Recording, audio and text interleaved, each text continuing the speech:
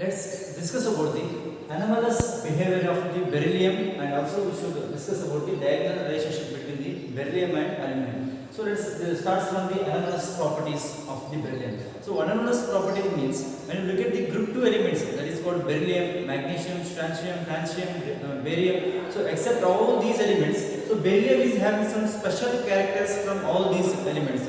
Let's discuss about what are the special characteristics which is going to be have here, that is beryllium. So first one, beryllium has an exceptionally small atomic size. You know this one because the atomic number will be like this will be very small, and also size will be very small. So the small atomic size and ionic sizes compared to other members of the group. So when you look at this one, when it goes down the group, what happens? The size goes on increases, and also when you put the atomic numbers increase in form like this, magnesium, and then it comes to the strontium, francium, barium. So atomic number goes on increases, their respective size also goes on increases. So that is what special character of this beryllium compared to all the elements in the group 2 metals. So that is what beryllium is an exceptional case will be there because of their size.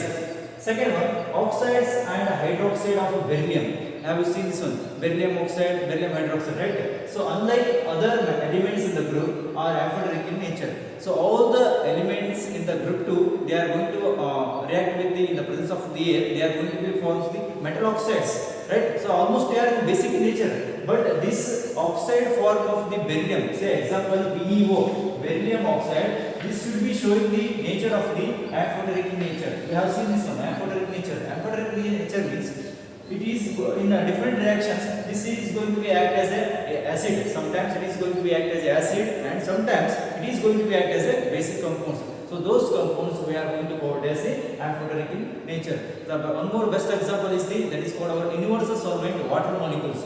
The water which is going to be exhibited as a acid as well as the base in separate reaction. Similarly, this beryllium oxide is also going to be have the nature of the amphoteric nature. But rest of the other elements in the group, when they are react with the oxygen in presence of the air, they are going to be formed as a only basic in nature. That is what special character here. Third point, because of the high ionization energy. Ionization energy means the amount of energy is required to remove the outermost shell electrons. What happens here? It is going to be require the high ionization energy. Why? Because when you look at the size of this beryllium, it is very small. Due to the small size, here the nucleus center will be there, and electrons will be revolving around the nucleus. The distance will be small. Due to this distance is very small, what happens? The attraction of the nucleus and electron will be more. That time you should require the more amount of energy is required to remove the one outermost electron. So that's why it requires more electrons. When you move towards the down the group, what happens? The atomic number goes on increases and size also goes on increases. So that time what happens? The distance between the nucleus and the electrons, they will be very much far away from each other. That's why that time only less amount of energy is going to be required to remove the outermost electrons.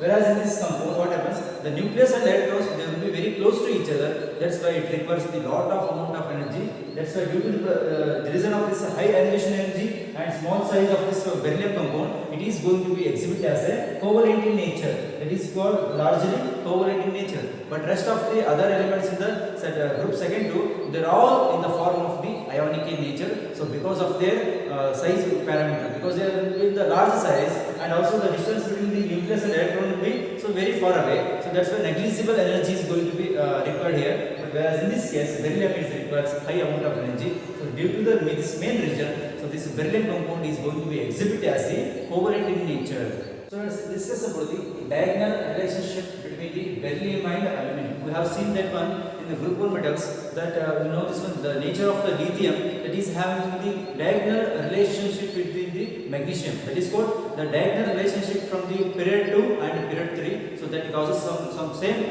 property will be there. So similarly here also from the group 2 elements, so the beryllium from the period 2 and aluminum from the third period. So what happens? They should be having some common orders will be there, common characteristics will be there. So that type of that nature we are going to call as the diagonal relationship between the beryllium and aluminum. What are the some same characteristics that is going to be exhibited by these elements? Let's discuss here. The two elements have the same electronegativity. The electronegativity means that is called the bond electron. It is going to be have the capacity to obstruct the bond pair of electrons. We can tell here. That is called one definition of the electronegativity. And their value should be 1.5. Each beryllium and aluminum will be having the electronegativity value around 1.5 should be there. and also their respective charge ratios around 0.064 for this beryllium and 0.065 for this aluminum. I mean the charge ratio is also similar here, and also their electronegativity is also similar. That's why they should be maintaining the diagonal relationship with the beryllium with the aluminum compound here. Next, second point, both metals are fairly resistant to the action of the acids due to the protective film of oxide on the surface. We have discussed it one. When these beryllium metals, what happens when it is going to be reacting with the air in presence of the oxygen? What happens? Then it is going to be exhibited as a protective layer. So that is also same character is going to be exhibited by the aluminium. Why they are going to form like this? Because they are fairly resistant to the action of acids. Because of the main reason, they are going to be form the protective film on the surface of the metal atom. So that is the same common thing we are going to observe with this beryllium as well as the aluminum. Third point, both the metals are acted upon by the strong alkalis. Strong alkalis means they will be called as strong bases. Alkali, one more word is known, name it as the bases. So due to the strong alkalis to form the soluble complexes. So these are the two complexes are going to be shown by here. So beryllium, so this is called tetroxide, tetrahydroxide, and this is aluminum tetrahydroxide. And look at the valency here, what happens? This becomes 2 minus, this becomes 3 minus, because so this is a beryllium is a group 2 elements, and also from second period it is going to be exhibited as the 2, valency will be 2. What about this aluminum which comes under the 13th group? So what happens? It is going to be exhibit the 3 valencies. So that's why like these complexes are going to be formed here. So these complexes should be same in nature. So that's why the diagonal relationship between the beryllium and aluminum causes like this parameter. So this is about the diagonal relationship as well as the anomalous behavior of the beryllium. Let's discuss about the some important compounds of the calcium. So in that one, first we are going to discuss about the calcium hydroxide, and also this is also called as the slaked lime. Its chemical formula should be CaOH twice. CaOH twice. Why? Because this is twice. Because of the valency of this calcium is the +2. That's why it is going to show the +2 nature. Suppose if its valency should be 1, then becomes this should be 1. Example, sodium hydroxide, right? Like this, you should know the difference between the, because this is a group 2 metal, right? So let's discuss about the preparation.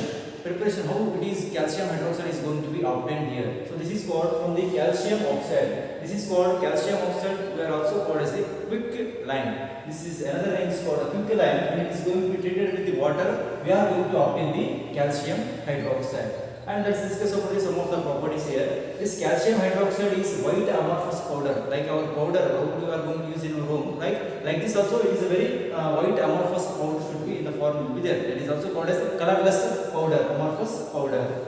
Second one, aqueous solution is called lime water. So aqueous solution is when this compound should be in the excess of the water molecules, we are going to call as the lime water. So another name for this calcium hydroxide, this is also called as the lime water. So this is one of the main ingredient we are going to use in our chemistry laboratories. That is going to be act as a reagent. A suspension of the slaked lime in water, we are going to call as the milk of lime. So this is mainly this lime water is going to be used in the chemistry lab for the detection of the carbon dioxide. When this carbon dioxide, which is going to be reacted with the lime water, it turns to the milky. That is called calcium carbonate and water molecules. So the main intention to using this one reagent because of the detection of the carbon dioxide. When this carbon dioxide treated with this lime water, it turns the milky. That is called formation of the calcium carbonate. And if you pass the excess of this carbon dioxide, what happens here? On passing the more carbon dioxide, PPT dissolves.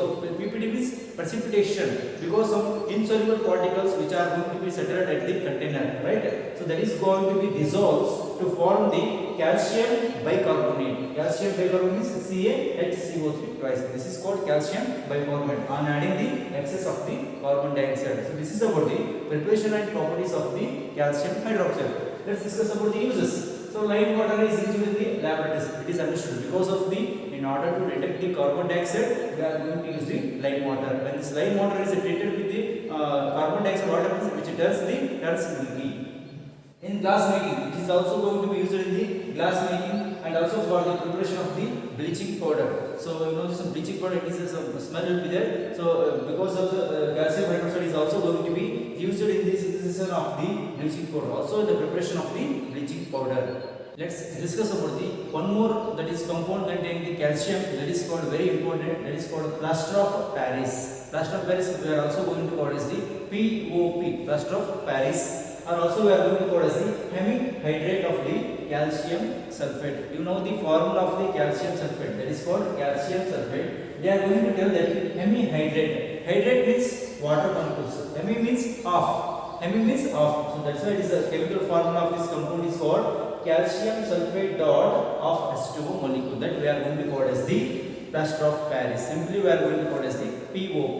Let's discuss about the preparation of this one. So this is going to be prepared by the using of the gypsum. If the two molecules of the water is there, then we are going to call as the gypsum. If half water molecules will be there, then we are going to call as the POP here. When this gypsum, which is going to be heated around 393 Kelvin, what happens? We are going to obtain the POP, plaster of Paris. We are going to obtain here. Suppose if we heated further, what happens? Above the 393 Kelvin, what happens? That is called the consumption of the water molecules in gypsum compounds. That is going to be lost here. That is going to be evaporated. Water molecules gets evaporated when heated further 393 Kelvin. What happens? That is going to be formed. Only calcium sulfate compound is going to be formed when you start further heating here. So that compound we are going to call as the dead burnt plaster. Dead burnt plaster means why? Because the water molecules is going to be lost here when further heating. That's why that is forms the pure calcium sulfate, that we are going to call as the dead burnt plaster. So let's take about the uses here. So the for setting broken and fractured bones in the body. So usually when the bodies get fractured and bones gets damaged here, so that time they are going to use this plaster of Paris, POP, that is called calcium sulfate of water molecules. Second reason,